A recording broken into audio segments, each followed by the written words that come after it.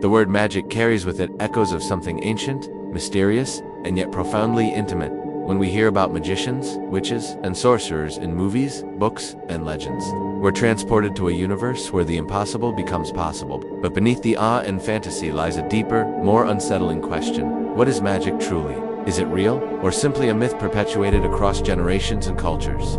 Could we, mere humans, influence our material reality solely through the power of thought and will? This is often the first question that arises for any sincere seeker drawn to the subject. To even begin to answer it, we must first release the theatrical imagery of spells and fireworks that modern culture has attached to magic. Magic is not a spectacle, it is not a show. It is, above all, a path of self-discovery, transformation, and internal mastery. Consider your own daily life. Have you ever felt a subtle unease in the presence of certain people, or a heaviness in particular places, as if the air itself was thick with invisible energy?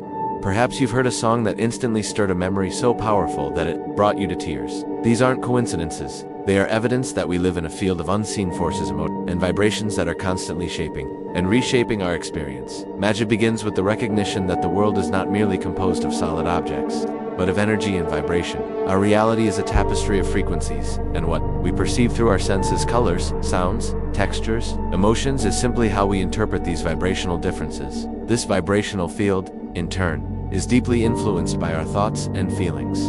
Our internal states, our fears, beliefs, desires, and wounds radiate outward and interact with this field, shaping the events and circumstances we attract. In other words, our life is a mirror, a reflection of our inner world at its essence. Magic is not about manipulating the outside world to bend to our will. It is about transforming ourselves so that our reality shifts as a natural consequence of our inner growth. The true magician seeks harmony between the inner and outer worlds. They aim to purify their mind, open their heart, and become a clear channel through which higher energies can flow. Real magic is not about control, it's about alignment. It is a sacred process that requires immense honesty, courage, and discipline. When we look inward and confront our own shadows, illusions, and pain, we start to recognize how much power we truly have, not to dominate others, but to co-create our lives with intention and awareness. Historically, from the earliest human societies to the present, magic has always been linked to personal development and the unfolding of inner knowledge. This inner transformation has been beautifully symbolized in the ancient art of alchemy, often misunderstood as a literal attempt to turn base metals into gold or to concoct a potion for immortality. But true alchemy is an inner science.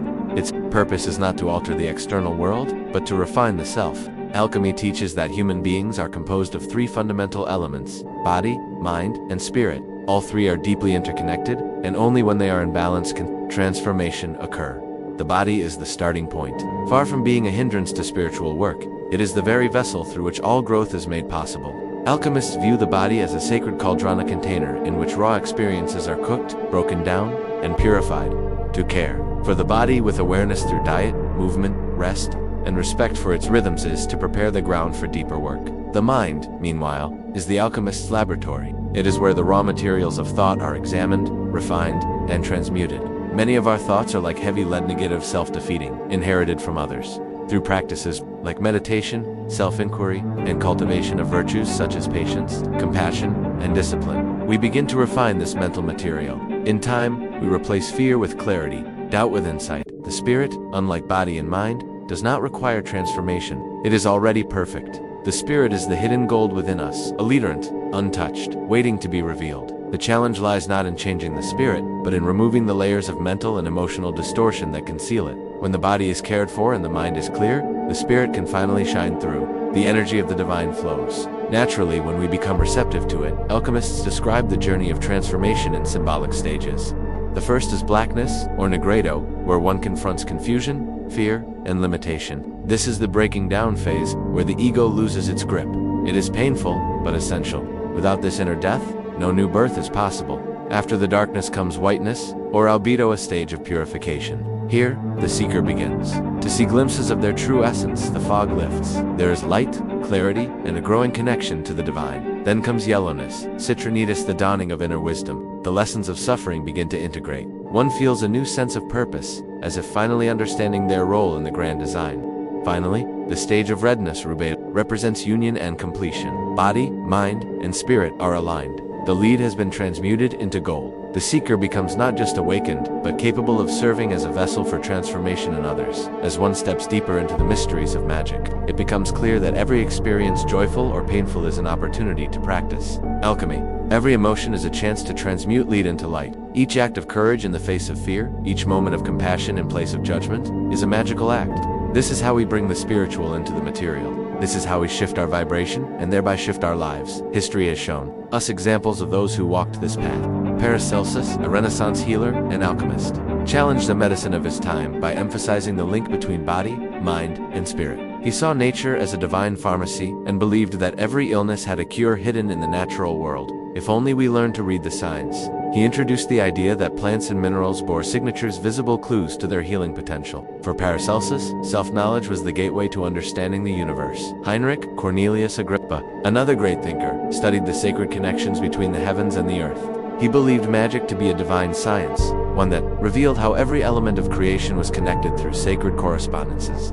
His work laid the foundation for ceremonial magic, showing that the physical and spiritual worlds are not separate, but deeply intertwined. John Dee, the enigmatic advisor to Queen Elizabeth I, sought knowledge from angels. He believed that celestial beings could guide humanity if approached with purity and purpose. His work in developing angelic languages and rituals wasn't about control, it was about communion, about aligning human intention with divine will. Helena Blavatsky, a voice of the 19th century, bridged Eastern wisdom and Western curiosity. She spoke of universal truths found at the heart of all spiritual traditions, insisting that the key to evolution was hidden in ancient teachings long dismissed by modern minds.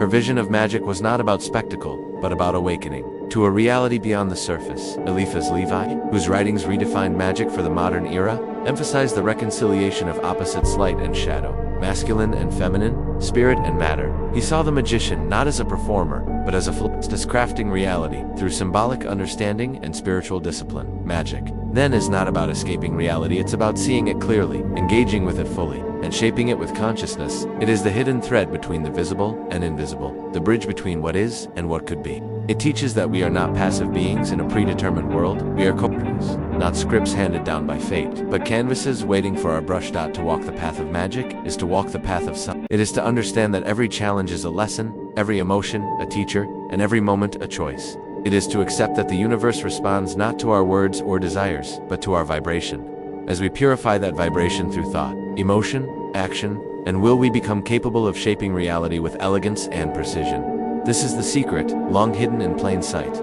Magic is not a secret reserved for a chosen few. It is the birthright of all who are willing to seek, to feel, and to transform. It is the art of becoming who we truly are. Through it, we turn our shadows into light, our fears into power, and our chaos into sacred order. And in doing so, we rediscover the truth that the power we seek has always been within.